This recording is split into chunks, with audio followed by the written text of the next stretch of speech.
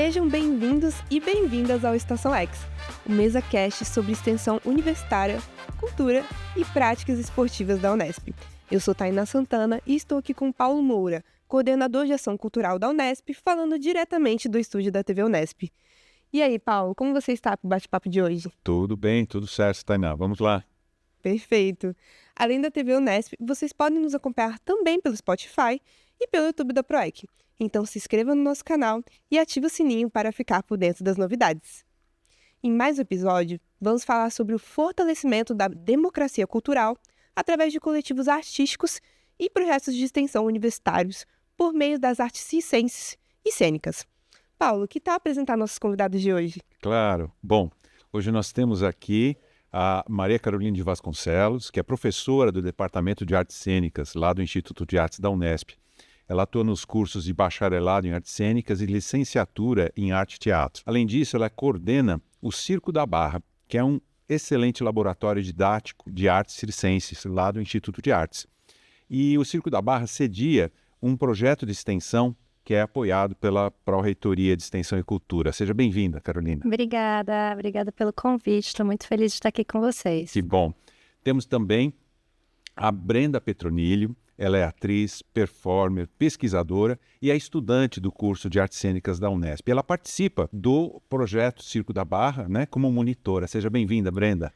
Oi, muito obrigada pelo convite. Estou muito feliz de estar aqui. A gente sempre costuma começar esse bate-papo perguntando para vocês um pouco do percurso, mesmo que rapidamente, né? O que as levou, assim, o percurso que vocês fizeram até onde vocês estão hoje. Eu comecei nas artes fazendo cursos livres que tinham na cidade que eu morava, Vinhedo. E acho que meus pais sempre me incentivaram muito, sempre me levaram muito ao teatro, ao circo, né? E acho que foi daí que surgiu essa paixão por arte, assim. Aí em 2020 eu prestei vestibular, passei na Unesp, em artes cênicas. E tô aí. Encontrei o circo no meio do caminho, me apaixonei. Me apaixonei completamente, né? Pelo curso de extensão, pela pesquisa, enfim. E aí tô aí. Que bom, que bom. Bom, e eu atuo como professora do Instituto de Artes desde o ano passado, ingressei em 2023, mas já tinha feito meu estágio de pós-doutorado lá, com o professor Mário Bolognese, que é um super pesquisador de circo. E trabalho com artes há muito tempo também comecei na infância, né, essa trajetória que é um pouco comum, eu comecei na dança antes, e eu fiz os meus estudos de pós-graduação na Sociologia das Artes da Cultura, e, enfim, sempre trabalhando essa interlocução entre políticas, poéticas, modos de fazer e o que acontece nas cenas e tal. E desde que eu entrei como professora da Unesp, eu me aproximei mais, né, efetivamente do projeto do circo. Eu já estava próxima, já estava trabalhando como voluntária no projeto de circo no período do meu estágio pós-doutoral. E daí, quando eu entrei, passei no concurso, entrei como professora efetiva, já estava super próxima e, enfim, escrevi o projeto por edital, entrei já de cabeça no circo. Muito incrível. Isso. E falando desses projetos da Unesp, né? Fala um pouquinho mais desse projeto que está no Circo da Barra, quer dizer, do projeto de extensão, né, que vocês desenvolvem. Tá, vou começar falando então. Bom, o circo tem uma história longa no Instituto das Artes. Hoje a gente está lá, eu coordenando o projeto de extensão. Tem também o Zeca, o José Olegário, que é um assistente de suporte acadêmico que chegou o ano passado, no fim do ano, então tem sido uma pessoa também muito, muito presente ali no circo, não só na parte técnica, mas para ajudar a pensar as atividades desse laboratório didático, que é uma sala de aula. A gente tem uma sala de aula que é uma lona, com todas as suas especificidades, do tipo, venta, entorta o pau de roda, sabe, umas coisas assim. Daí a lona balança, então é uma sala de aula bem específica. E fora eu e Zeca, a gente tem 5 monitores, com bolsistas, e mais pelo menos uns 4 monitores voluntários.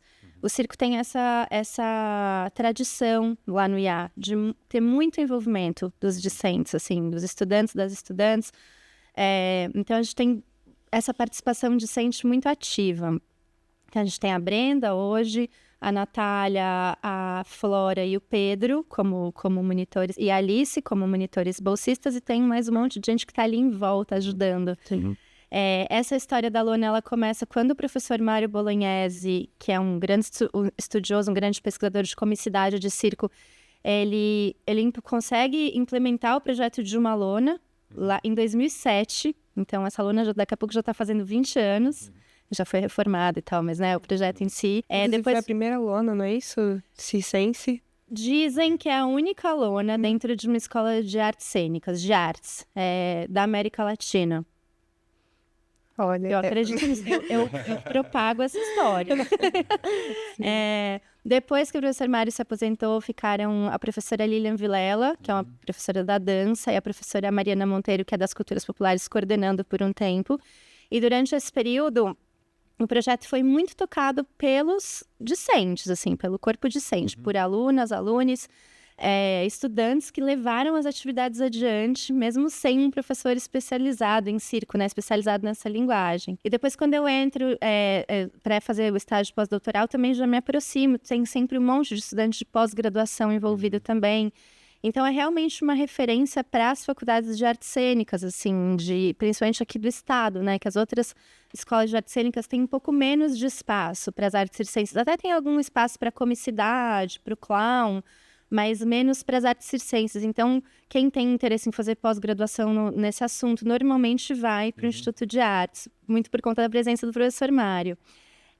E o circo também tem uma forte vocação extensionista, assim, já foi contemplado por editais e mecanismos de apoio da PROEC algumas vezes, tem um histórico longo, tem várias gerações que se formaram no Circo da Barra, tem muitos TCCs, tem muitas iniciações científicas, isso é muito legal. Então, ele acontece como projeto extensionista há muito tempo, e daí, como projeto extensionista, ele está bem seguindo bem os princípios de um projeto extensionista. Então, tem uma forte participação e protagonismo dos estudantes, das estudantes. Acho que a Brenda pode falar um pouco mais sobre isso.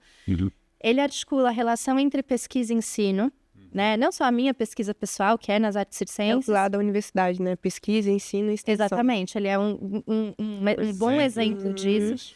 E daí, não só pela minha pesquisa pessoal, como a professora que está coordenando isso, mas assim, a gente tem disciplinas com artes circenses no PPP do curso de bacharelado, então está presente na grade curricular, o que também é bem, bem especial, porque nas outras escolas de artes cênicas tem menos esse espaço, às vezes tem uma optativa, a gente tem isso no PPP.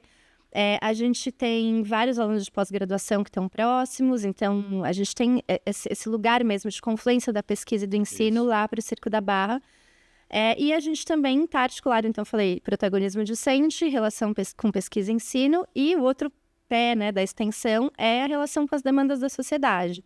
E aí eu posso falar um pouco mais disso adiante também, mas aí a gente tem o circo como sendo essa área das áreas das artes cênicas, aquela que talvez tenha menos produção de conhecimento institucionalizado, um conhecimento muito mais de base oral, e não que isso seja ruim, isso é conhecimento, a gente valoriza muito isso, mas ao mesmo tempo a gente tem menos registro, a gente tem menos onde buscar.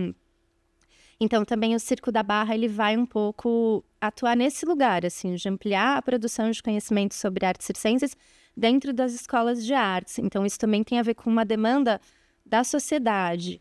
E também, enfim, promover diversos tipos de transformação social por meio da arte, como as outras artes cênicas também fazem, que daí é assunto para mais para frente. E é muito interessante, porque nesse momento a universidade está nesse processo da curricularização das ações extensionistas, Sim. Que é importante o reconhecimento das ações extensionistas dentro do currículo, Sim. Incorporando, E aí eu queria saber da Brenda, como tem sido essa experiência da participação nesse projeto, das atividades que vocês fazem? Fala um pouquinho para nós. Eu entrei no Circo da Barra como aluna no curso de Introdução às Artes Circenses de 2022. E realmente, nessa época a Carol ainda não estava no projeto. O projeto era dirigido pela Mariana Monteiro. E era muito legal, assim, a dinâmica do circo, porque eram os próprios discentes dando as aulas e preparando os papos de picadeiro, que são rodas de conversa. E foi incrível, assim, foi uma experiência tão legal que eu decidi ficar como monitora. E tem sido uma experiência muito legal, assim, acho que é muito enriquecedora. Agora, hoje em dia eu dou aula no curso de introdução, além de fazer produção de outras coisas, como mesas, rodas de conversa, é muito legal. E esse ano a gente está com a curricularização agora, né? E também tem sido uma experiência muito legal, porque coloca as pessoas que acabaram de entrar na universidade já em contato com os projetos de extensão, né? E pelo menos no Circo da Barra a gente trabalha muito com essa questão um pouco mais pedagógica, né? Esse dar aula no curso de introdução, por exemplo, ou com uma parte mais de produção. E é interessante ver essas pessoas que estão acabando de chegar já tendo esse contato logo de cara, né? Com a extensão, assim. Eu gosto bastante. Ah, que legal. Sim. E como funciona esses cursos de introdução? Assim, quem pode participar deles? Qualquer um pode participar? Então, sim, qualquer um pode participar. A gente tem ele 2 vezes por ano, é semestral, é um curso de média duração, assim, ele dura uns 3, 4 meses. A gente abre inscrições e qualquer um pode participar, desde que se inscreve e tudo mais. A gente faz seleção, mas porque o foco do curso são pessoas que nunca fizeram circo, porque é um curso bem introdutório, assim, a gente trabalha um pouquinho de malabares, um pouquinho de acrobacia solo, portagens, palhaçaria, então a gente faz essa seleção para que, tipo, a pessoa não chegue achando que vai aprender muitas coisas, porque a gente vai ensinar o básico, né? E também por uma questão de espaço, né? A gente tem uma lona pequena, então, e também somos uma equipe pequena, então a gente faz essa seleção, mas qualquer pessoa pode se inscrever e participar. E tem bastante procura? Como é que é isso? Sempre tem muita procura. Sim. Que legal. A gente fica muito feliz com isso. Tem sempre lista de espera, assim, a gente roda muito a lista, assim, porque às vezes a gente chama até um pouquinho mais do que a gente previu para conseguir comportar mais pessoas. No primeiro semestre desse ano, a gente teve mais de 60 inscrições para o curso. E a gente normalmente tem 30 vagas. Sim, a gente tem 30 vagas, Certo. É o dobro. Me fala um pouquinho, porque, assim, eu não sou da área, né? Mas a gente sempre ouve essa narrativa de que o circo está, por um lado, se transformando, né? Assim, as grandes produções, multinacionais e tudo mais. Mas, por outro lado, aquela história do circo mais tradicional estaria se perdendo. Como é que vocês veem isso? Como é que está esse movimento do circo, por exemplo? O circo, eu acho que hoje a gente pode falar dele a partir de vários modos de fazer, vários modos de produção. Aí é bem o tema da minha pesquisa também. Eu sei que isso acontece em várias artes, né? A gente também não pode falar de uma única forma de produzir música. Mas eu acho que no circo talvez seja mais marcante. Ou não sei, talvez eu esteja só puxando a sardinha. A gente tem o circo clássico, né, ou tradicional, que é esse circo. A Hermínia Silva, que foi uma grande pesquisadora de circo, que nos deixou, se encantou há pouco tempo. Ela fala desse circo como sendo o circo família, né, que ele está estruturado em torno da família. E todo o processo de transmissão de conhecimento se dá por essa relação de moldes mais familiares. A gente tem esse circo, a gente tem o circo mais... grandes produções, mais business, vou usar esse termo, assim. E Cirque du Soleil, né? Tanto internacional quanto algumas vertentes também daqui.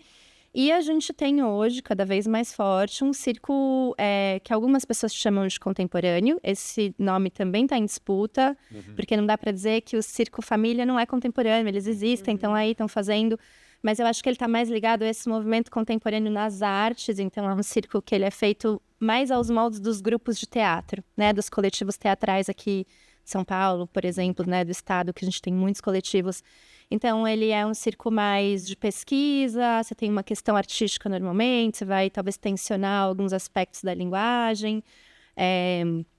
Esse é um pouco o meu tema de pesquisa também, esse circo mais contemporâneo. Então, a gente tem esses 3 moldes, mas eu acho que fazendo uma ponte com o que Brenda trouxe, assim, o que acontece a gente está na cidade de São Paulo lá, o acesso às formações no mercado privado ainda é bastante caro. Então, você tem cursos de circo, de introdução à arte e ciências em São Paulo? Tem. Eles, nas escolas privadas, são muito caros. Também porque essas escolas precisam de um espaço enorme para existir e normalmente elas estão em bairros que são caros. Então, eles são é uma conta que não fecha muito, né?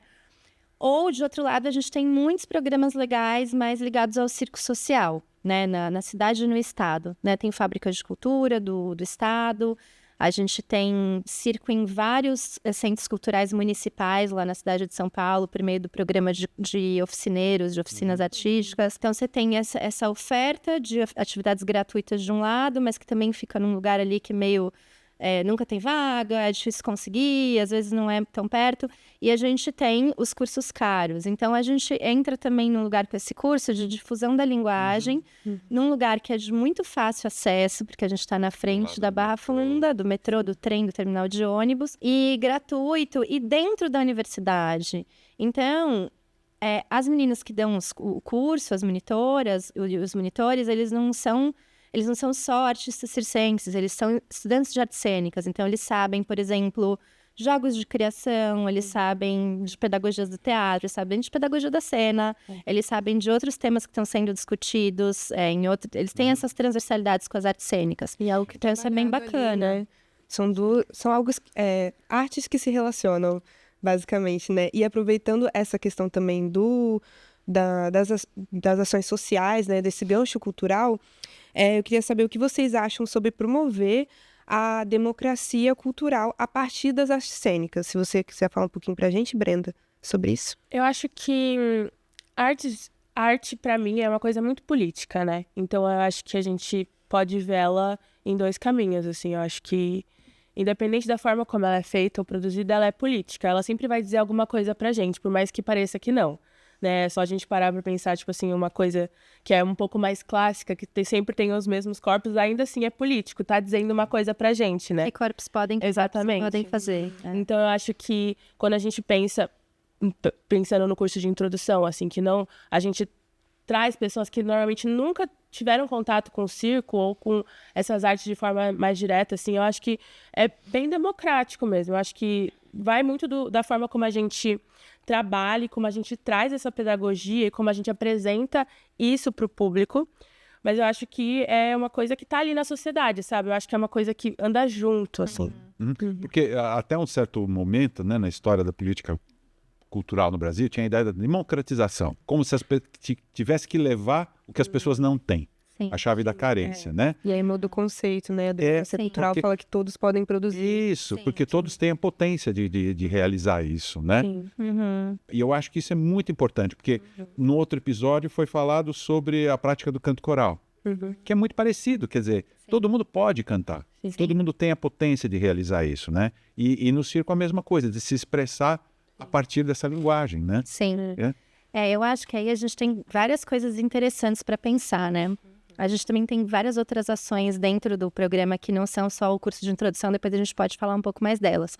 Mas, de forma geral, assim, é isso, né? A gente fala da democratização, da crise da democratização e passagem para a democracia cultural muito a partir dessa crise na França, né? Na política cultural a gente estuda muito isso. A partir de maio de 68 tem essa crítica, e daí nos anos 70 muda o paradigma e a gente esquece que aqui nos países do Sul a gente tinha figuras como Boal, como Paulo Freire, pensando uma educação dialógica de baixo para cima, no chão ali, né, de um jeito muito, muito lindo, assim, né, e sem querer desvalorizar também, tirar o mérito do resto do mundo, mas eu acho que a gente tem isso, a gente tem essa tradição, né, nas artes brasileiras forte, assim, de escuta, né, de participação. E questionar aquilo que depois o Rancière vai chamar de partilha do sensível, né, que é esse lugar muito fixo de quem é espectador e quem é artista, esse lugar, esse monopólio do expressivo e do poético pela classe artística.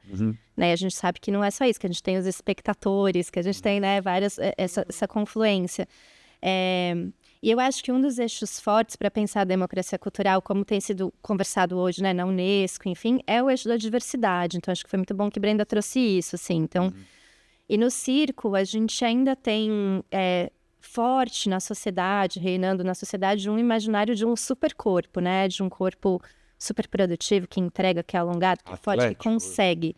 Porque a gente está trabalhando na poética do extraordinário no circo. Por isso que as coisas nunca estão desligadas, né? As poéticas e as políticas. A gente tem essa... Então, isso também expressa uma política, né? O extraordinário também desse lugar do supercorpo, do super-homem, né? O circo é uma invenção moderna. Estava muito aliado. O professor Mário tem trabalhos bonitos sobre isso, né? Estava muito alinhado a essa ideia do progressismo, né? Esse pensamento do progresso, do modernismo, de vamos conseguir dominar a natureza, vamos conseguir, né? Depois vem as guerras, a gente tem uma crítica de tudo isso. E o circo muitas vezes ainda permanece nesse imaginário, né? Imaginário do super-humano, que hoje já é mais demodê, né? Hoje a gente está questionando isso, enfim. E eu acho que esse lugar da diversidade é um lugar que tem guiado muito as nossas reflexões e produções. E não só nesse momento que eu tô lá, né? A partir do ano passado, que eu tô mais próxima, mas quando eu estava fazendo o pós-doutorado e que eu estava participando, principalmente dos papos de picadeiro, a gente estava trazendo isso também. A gente estava pautando debates de circo em inter-relação e interseccionalidade com questões afirmativas de modo geral, assim. Então, trazendo diversas formas de identidade minorizadas, enfim, que estavam ali. E aquele recorte, né? Raça, gênero, Raça, classe. gênero. Então, por exemplo, vou contar um pouco hoje, assim, a gente teve já no ano, acho que passado e retrasado, ciclos de discussão sobre circo e raça. A gente tem trabalhos de TCC, de iniciação científica super legais sobre isso, trabalho de Maré, super legal sobre isso. A gente fez também, no ano passado, uma longa discussão sobre circo e gênero.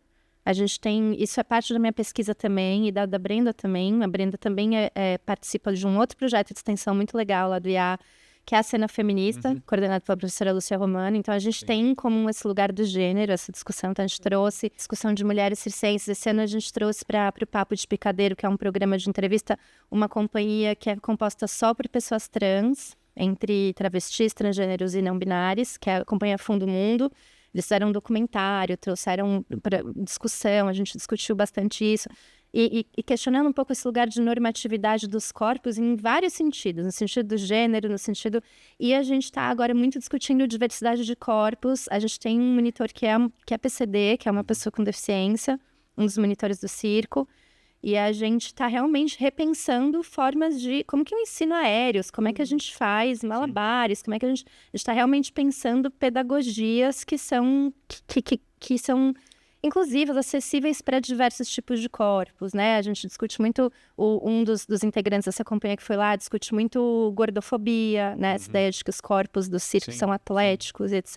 E quem que não pode estar nesse recorte? O que acontece com essas pessoas? Elas são o quê? Os freaks do circo? Mas daí você vai ficar só nessa caixinha para sempre, você não tem subjetividade nenhuma, o que você pode dizer é só isso, eu sou um corpo estranho. Então a gente tem discutido muito isso, e eu acho que esse eixo da diversidade é muito importante, é um fundamento muito importante da ideia de democracia cultural. Ainda mais num contexto como o que a gente está vivendo hoje, porque a gente está vendo a emergência de pensamento autoritário, conservador, em vários lugares do mundo. A gente até está vivendo um respiro democrático em algumas esferas aqui, a meu ver, mas a gente está vendo essa assombração, essa emergência em vários espectros, em vários lugares do mundo. Né, em vários países vizinhos, né? Então, tem um lugar também de que eu acho que nesses momentos, historicamente, a importância das artes para trabalhar na diversidade cultural, ela é muito importante. Claro, e aí a importância de projetos de extensão, né? Sim. A Pró-Reitoria de Extensão. E aí um certo desafio, né? Porque a gente tem a Pró-Reitoria de Extensão e Cultura e os projetos de extensão, né? Mas, e eu sou também da área de música, então é um desafio. Como a gente lida também com essa dimensão da ação cultural vinculada à ação extensionista, né? Onde é o lugar disso, né? E a ideia de promover mesmo essas oportunidades, né? Porque eu queria perguntar para a Brenda, como você vê essa questão das práticas culturais fortalecendo a possibilidade da universidade ser mais inclusiva e democrática? Eu acho que a extensão, no modo geral, ela já pensa muito nessa questão da inclusão dentro da universidade, né? Porque quando a gente fala de extensão, pelo menos ao meu ver, Carol me corrija se eu estiver errada, mas eu penso que tem muito esse contato com a comunidade externa da universidade. E eu acho que é exatamente aí que meu olhinho brilha, assim, dentro do Circo da Barra e da cena feminista, como a Carol mencionou. Eu acho que quando a gente pensa em trazer essas pessoas que, por algum motivo ou por outro, não estão na universidade ou não conseguiram passar por ela, para dentro dela, alguma coisa muda, assim. Não falando que, nossa, a universidade não sei como explicar. A universidade é uma potência, a gente sabe disso. E a gente tem que disputar a universidade, né? Exatamente. Apesar de todas as críticas, etc. Sim, a gente luta muito para estar lá, né? E, assim, e eu acho que poder trazer esse público externo para dentro da universidade com arte é uma coisa muito potente. Sim. Porque eu acho que, não sei, mas eu vejo muito o Circo da Barra assim, tipo, as pessoas vão chegando assim, pensando, vou fazer circo, ter um momento de lazer na semana e tal, e vão descobrindo coisas e potências lá dentro. Sim. Sabe? Eu acho que isso é muito bonito de ver, assim. Eu passo portagem dentro do circo, né? E por favor, o que é? Reportagem. Quando a gente pensa em pessoas que levantam outras pessoas. Posso dizer assim. Sim. E eu sou mais dessa área do corpo, que passa mais essas coisas. E eu gosto muito, porque sempre tem aquela pessoa que fala assim, não me sinto confortável. Na primeira aula não tá confortável de fazer nada. E a gente fala, tudo bem, vamos trabalhando isso. E a gente vai trabalhando e a pessoa consegue fazer uma coisa que ela achou que ela nunca fosse conseguir fazer. E eu acho que isso também é um pouco sobre democracia, sabe? Assim, tipo, mostrar para aquela pessoa que ela pode ocupar esse espaço, ela pode estar ali dentro da universidade pública, ela pode fazer arte também, porque é uma coisa que também tá nela, sabe? Assim como vocês falaram dessa diversidade dos corpos também. Eu acho que isso também inclui muito esse conceito de democracia. Sim, e a gente pensa muito nisso quando a gente está planejando as nossas aulas, a gente tem um número restrito de alunos por curso de introdução, por isso também, porque a gente olha muito para todos os nossos alunos, a gente sabe e pensa, tipo, talvez esse aqui não consiga fazer, vamos pensar em mudar um pouquinho a dinâmica para essa pessoa conseguir fazer se sentir confortável, assim. Acho que quando a gente pensa no circo, exatamente pelo que a Carol falou desses corpos espetaculares que a gente imagina, a gente tenta quebrar isso por completo no nosso curso, não só no curso de introdução, como no projeto por um todo, assim. A gente quer mostrar que todo mundo pode fazer arte. Circo é uma coisa democrática, sabe? Estar ali naquele espaço. Acho que até mesmo ocupar o espaço da lona, não sendo da Unesp, sendo da comunidade externa, é extremamente potente. E, tipo, é lindo, assim. Na visão de vocês, o que mais que a gente pode falar sobre a transformação social dentro desse espaço do circo? Bom, acho que Brenda já trouxe um pouco de exemplos, né, de como isso pode acontecer na prática, no ambiente de aulas, etc. Eu acho que quando a gente fala, né, do papel da extensão em abordar questões e demandas da sociedade, do resto da sociedade, a gente poderia falar de 2 pontos de vista, né? Então, pensando na sociedade como um todo, eu acredito muito nisso, né? Senão não seria professora de artes, mas acho que a gente tem as artes com esse potencial de desenvolver não só capacidade crítica, mas capacidade de formulação, né? Capacidade de expressão, de formulação. E no de limite, percepção, né? ampliar as nossas bordas de percepção. E no limite, tem muito a ver com a nossa capacidade de imaginar futuros.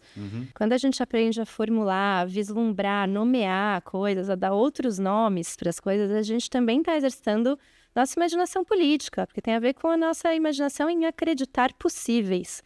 Isso já vale para as artes como um todo. As artes cênicas, eu acho que a gente tem também muitas histórias, né, de pedagogias do teatro que trazem essa discussão. Eu acho que as artes cênicas também têm uma coisa muito específica que é você aprende a estar em cena, você aprende a se colocar perante o mundo. Não é só estar em cena num palco, né? Você aprende a se colocar, né? E daí também tantas abordagens super emancipatórias passam por aí. Eu acho que o circo especificamente, eu gosto muito de pensar sobre isso, assim. O circo a gente flerta com o impossível, né? O tempo todo no circo. Com o impossível, com o risco e etc. Então, acho que a gente tanto aprende a desenvolver coisas como autoconfiança, trabalho em grupo. O circo não funciona com uma pessoa. Ainda mais o nosso circo de lona ali. A gente tem que ter gente, assim, tem que ter muita gente para fazer. Então, acho que a gente aprende bastante sobre trabalho em grupo com o circo. E a gente aprende muito a imaginar impossíveis e fazer eles virarem realidade, né? É um pouco a mágica do circo. É uma pedagogia também do encantamento ali, de você, da fabulação um pouco, né? Vamos fazer isso ser possível? Ah, muito difícil. Bora tentar, né? Tem muito isso, circo, assim. E trabalhar e ver a coisa se transformando. Acho que o circo ensina muito a gente sobre etapas também. Então, eu quero dar um mortal. É impossível, nunca vou conseguir fazer isso, subir em cima. Tá, mas e aí, por onde eu posso começar? Bom, eu posso começar fazendo uma inversão básica que eu vou entender como que é virar de ponta cabeça. Tá, é um degrauzinho. Depois, vou começar fazendo uma cambalhota no colchão, né? Sim. E daí você vai indo, eu acho que ele também nos ensina sobre olhar para grandes dificuldades e enxergar etapas. O circo nos ensina muito sobre isso. Então, acho que são ferramentas muito lindas, assim, de transformação pessoal, e a gente vê isso em quem passa. E eu acredito também de transformação social. E daí, pensando também isso tem a ver com uma demanda da sociedade como um todo, né? Pensando a sociedade num sentido amplo. Mas se a gente for pensar que também uma parte importante dessa sociedade é o próprio meio de produção, as próprias cenas das artes circenses, eu acho que o projeto de extensão também colabora muito aí. Esse é um ponto que eu queria trazer. Então, Então, o projeto de extensão está em diálogo forte com outros coletivos de circo, com coletivos artísticos e com outras instituições que trabalham circo, tanto instituições privadas quanto públicas, né? Então, outras escolas, então, sei lá, a Escola Livre de Teatro, que tem núcleo de circo, o Centro de Memória do Circo, que é uma instituição da Secretaria Municipal de Cultura de São Paulo, que trabalha com circo, outras universidades, outros projetos de extensão. A gente tem interlocução com várias outras esferas, instituições que trabalham o circo. E eu acho que isso ajuda muito a fortalecer a linguagem, pensando que ainda é uma linguagem, a gente brinca que é o primo pobre das artes cênicas, né? Tem menos recurso, não tem espaço nas universidades, as condições de trabalho são E piores. uma narrativa, como você falou, né? Uma narrativa instalada que apresenta uma idealizada, né? Uma situação idealizada do circo como o primo pobre, E né? aí que entra Sim. Que era a importância desse diálogo Sim. entre a universidade e os coletivos artísticos. Com certeza. E não só, assim, pensando nesse circo contemporâneo, enfim, que é o meu campo de pesquisa principal. Mas se a gente for pensar no circo clássico, a minha geração inteira foi formada no circo clássico. Eu tive aula com mestres circenses que hoje têm 70, 80 anos. Essas pessoas, muitas vezes, não têm aposentadoria, assim, se param de trabalhar porque estão com questões físicas e vivem, assim, sem nenhum tipo de apoio, porque a gente não tem ainda institucionalidade, a gente mal tem política de fomento às artes, às produções artísticas, que dirá políticas trabalhistas, vamos pensar assim, né, como estão discutindo em alguns países do norte, políticas trabalhistas para as artes. E eu acho que a aproximação do circo com a universidade, por bem ou por mal, né, como Barinda, não estou dizendo que seja o único lugar de produção de conhecimento legítimo, longe da gente dizer isso. Eu acredito muito no conhecimento que é formado ali no picadeiro, pelas famílias e tudo, mas, de outro lado, a universidade dá um lastro. Então, quando a universidade soma nesse coro que está brigando por políticas públicas, por reconhecimento dos profissionais, a gente fez esse ano lá uma ação muito legal, que foi uma conversa com mestras circenses. A gente trouxe mestras de 70 mais, 80 anos, que eram mestras de circo, que eram artistas a vida toda e que sabem, assim, a história do circo na palma da mão, assim, na pontinha Elas dos são a dedos. história do circo. Elas são a história do circo. Né? E elas sentaram lá, a gente sentou um monte de gente em roda, 3 gerações diferentes em roda no chão e ficamos lá 3 horas escutando elas falarem. Então, assim, tem esse lugar também de trazer esses conhecimentos para dentro da universidade. E não é só para valorizar o trabalho delas, não. É para a gente aprender mesmo, porque a gente na universidade a gente não sabe isso, a gente não tem acesso a esse conhecimento. Então, acho que isso tem a ver com pensar como via de mão dupla mesmo. Isso, sabe? que é o princípio da extensão, né? Lá atrás, há décadas atrás, a extensão era fazer para Não, a sociedade. Agora é fazer com. com a sociedade. A gente tira benefício Isso, disso. e é natural, e é necessário isso, porque a universidade ela tem que se transformar. E a universidade também vem se transformando, né? Sim. A própria política de cotas, né? De ensino público, de garantir maior acesso a estudantes de ensino público na universidade, vem transformando e vem apresentando outras demandas para o corpo docente, para o corpo de gestão. Quer dizer, a universidade de 25 anos atrás é totalmente diferente do que a universidade hoje, Perfeito. porque a universidade é feita pelo corpo discente, por estudantes. Né? Sim. Então, Brenda, como é que você vê essa transformação? Quer dizer, você está vivendo isso, né?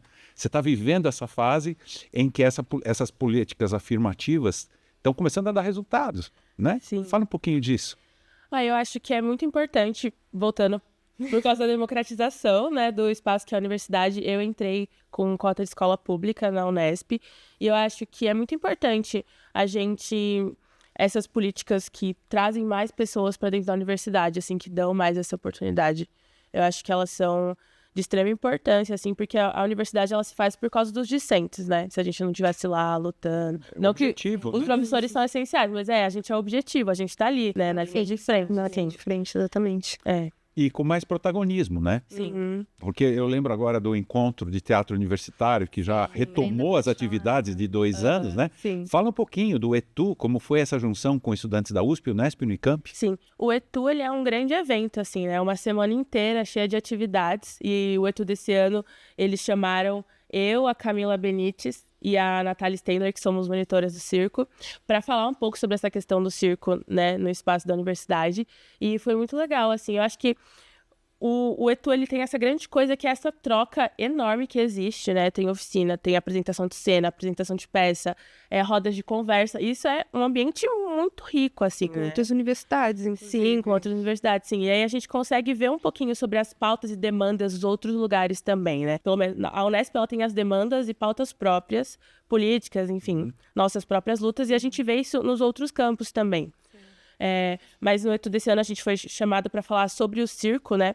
Como a Carol já mencionou, a gente falou sobre como a Unesp tem o circo muito mais forte do que a USP e a Unicamp, né? Que na Unicamp tem um grupo de palhaçaria, mas é uma coisa que ainda está se desenvolvendo, e a gente tem o privilégio de ter uma lona no nosso campus, que é realmente um grande privilégio. A lona é uma grande sala de aula, assim.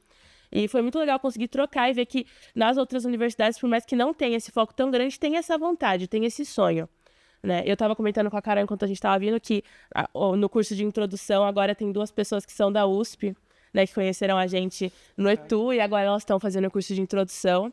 E eu acho que essa é a magia do ETU, né? Somos nós, alunos, que vamos atrás das coisas, a gente produz as coisas, a gente luta para conseguir ter transporte até a Unicamp, ter transporte até a USP, ter alimentação, ter lugar para dormir durante o ETU. E, tipo, a gente troca muito, assim, sabe? Tem muito dessa conversa de falar sobre o que está acontecendo, como é o circo na Unesp, como que eles estão pensando o circo na Unicamp, como que é esse desejo de ter o circo na USP, assim, sabe? Acho que o ETU é um lugar muito produtivo para essas trocas mesmo, assim, O mais legal é que vocês podem criar essa rede entre alunos, que é muito importante. Sim. Compartilhar vivências, né, experiências sobre o circo e sobre essa arte. E assim, nossa, é grandioso assim ver que vocês mesmos que estão na linha de frente estão produzindo isso, sabe? Isso é dos estudantes. Sim. Esse local é de vocês. É um local, e é muito legal, porque a gente também consegue ver o que as outras pessoas estão produzindo, né? A gente vê espetáculos que são produzidos na USP, que é uma coisa que a gente não conseguiria ver ou não pensaria em ir lá assistir alguma coisa.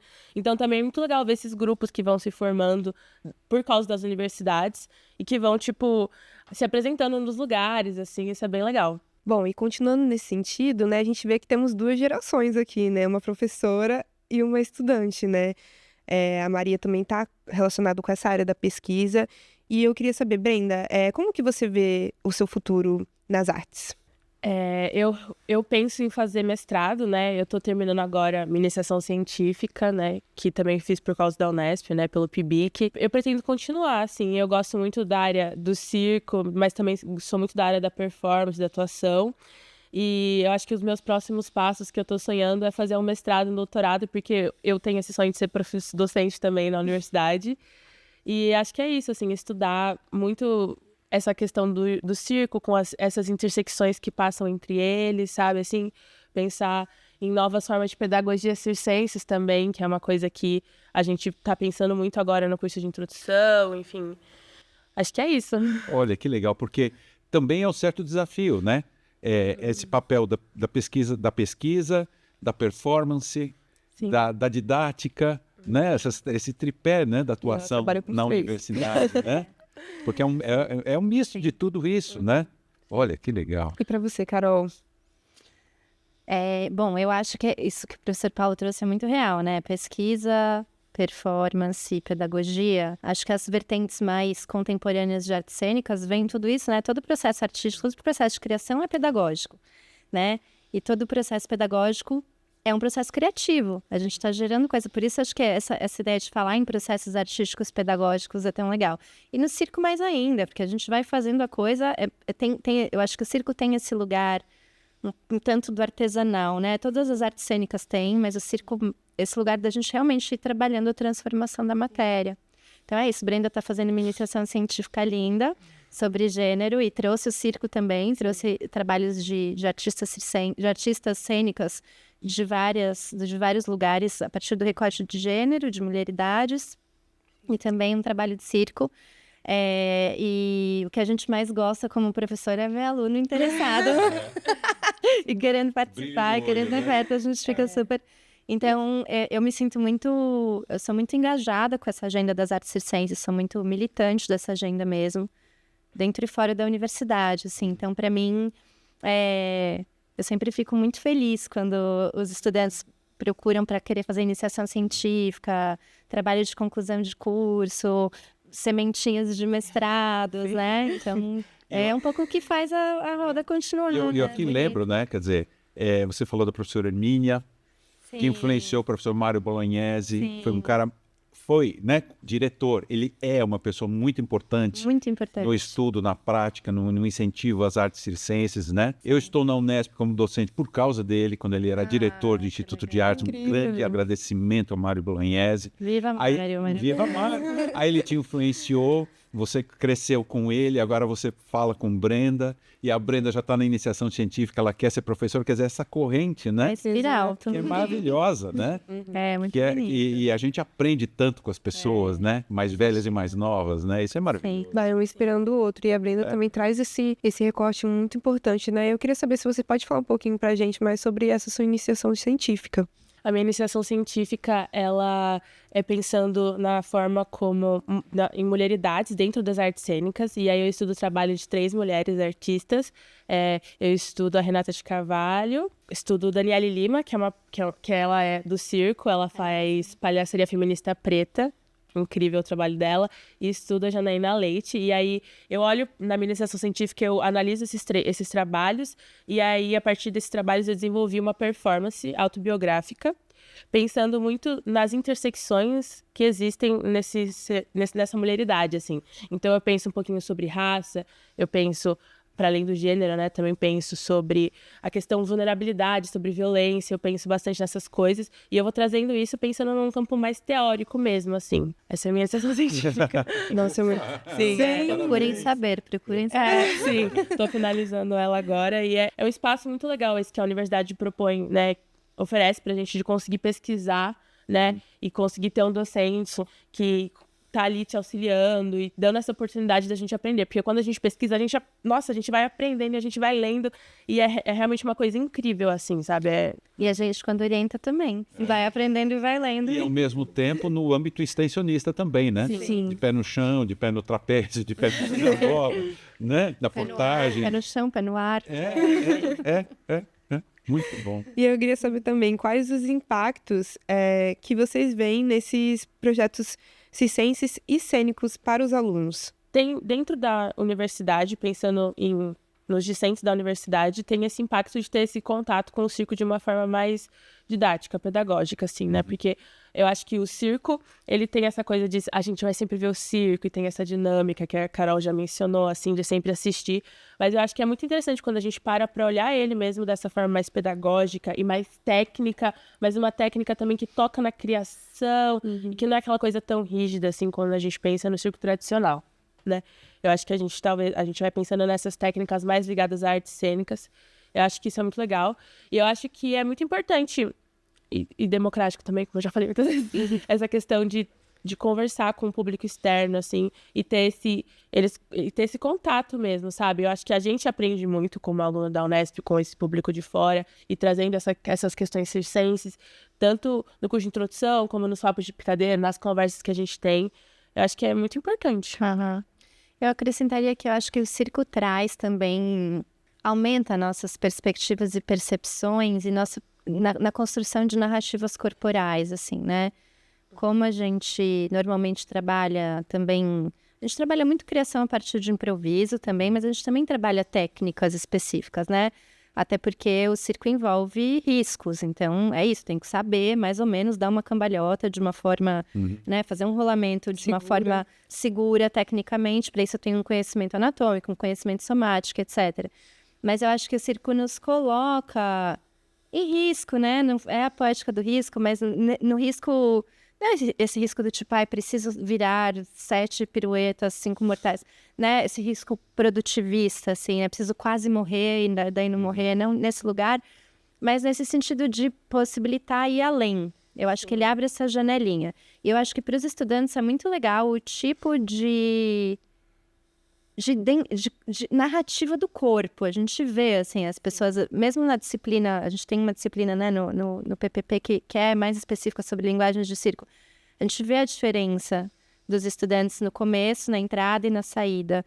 O processo de fortalecimento da estrutura esquelética, muscular, e esse processo de conhecimento, eu sei que aqui é o meu húmero, eu sei que aqui eu faço isso, eu sei que essa articulação faz tal movimento, eu sei... ele também é um processo de empoderamento, assim. E não é autoconhecimento. banal as pessoas se apropriarem do corpo, não é algo banal, principalmente para a geração pós-pandêmica, não é algo banal. Isso de você estar no seu corpo. Eu tenho formação em educação somática, então eu acredito muito nisso, assim, desse lugar da gente estar. Não é só para fazer cena, né? É um lugar que a gente. A corporificação é um processo que vai atravessar as nossas relações com o mundo, nossas relações com as outras pessoas. Então, acho que isso também, a gente é muito visível a mudança de atitude, de corpo / comportamento dos estudantes depois que eles passam pelo processo do circo, assim. Além de ser lúdico, né? Tudo aquilo que a gente já sabe. Então, é muito bonito esse processo. E muitas coisas vão surgindo também no meio do caminho, né? Tem essa questão do corpo e de se descobrir e de saber o que cada parte faz, mas muitas outras coisas vão surgindo no meio do caminho. Pô, a gente vai descobrindo áreas que a gente gosta mais, a gente faz de tudo um pouco, mas a gente descobre que, nossa, nessa área eu gosto um pouquinho mais. E por que será que eu gosto um pouquinho mais, sabe? E aí coisas vão se desdobrando, assim. E aí você pode, por exemplo, se especializar nessa área que você mais gostou? Pode. Sim, eu acho que pode. Eu acho que, pelo menos no Circo da Barra, a gente tenta fazer um pouquinho de tudo para ter esse conhecimento, assim, bem amplo. Mas super dá para você se especializar. Tanto que eu falei, eu passo portagem porque é o que eu gosto mais, o que eu sei mais, o que eu sempre estudo, leio sobre, penso mais nesse corpo e vou trabalhando mais essas pedagogias, mas Sim. é uma coisa bem legal.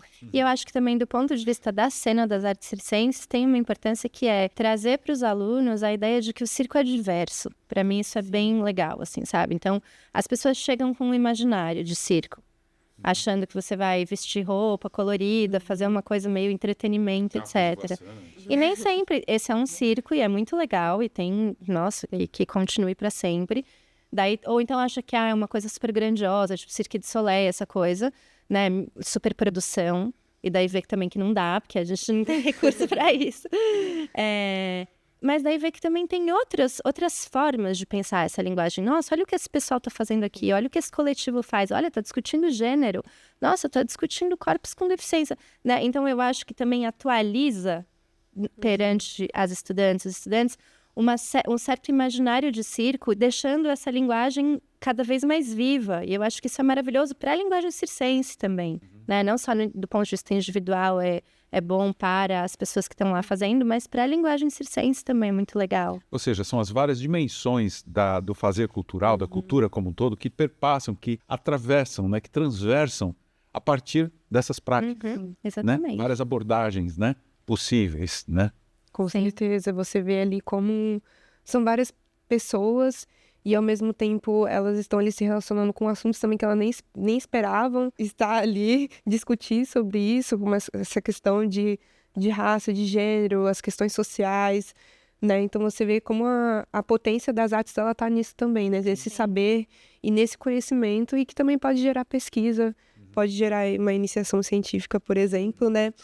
E é isso, gente. Nosso papo tá muito bom. E nós vimos como é importante o protagonismo dos estudantes nas atividades artísticas e até mesmo com a pesquisa.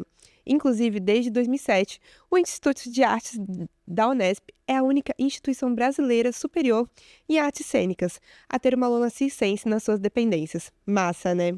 E antes de terminar, eu queria saber se vocês têm mais algum comentário a fazer sobre o tema ou se gostariam de deixar algum recado. Queria deixar um convite para todos visitarem o Circo da Barra quando puderem, quando estiverem passando por São Paulo, visitar o Laboratório Didáticos de Arte Circense e agradecer muito por essa conversa, muito gostoso conversar com vocês, um prazer enorme estar aqui. Obrigada. Eu queria agradecer também, falar que é uma oportunidade muito legal essa conversa, né? Ter essa troca e falar que o espaço da Lona e da Unesp, esse espaço das artes cênicas, da arte dentro da universidade é um lugar muito importante que a gente tem que sempre reivindicar e lutar para ela continuar lá. Super. E aí, Paulo, você gostaria de deixar algum comentário? Na verdade, é parabenizar pelo trabalho, né? Porque nós temos visto nesses episódios a diversidade enorme de potência que existe na universidade e, na verdade, na relação entre a universidade e a sociedade. Não? Então, Sim. É isso. Parabéns. Sim, eu queria parabenizar vocês também, né? E fico muito feliz de ver também essa presença forte dos estudantes na atuação das artes. É incrível ver esse papel de vocês nisso. Infelizmente, chegamos ao final de mais um episódio do programa. Eu gostaria de agradecer ao Paulo por me acompanhar mais uma vez nessa estação e também aos nossos convidados. Muito obrigada por toparem ter esse papo com a gente. Siga as redes sociais da PROEC para ficar por dentro de tudo sobre Estação X e até a nossa próxima parada.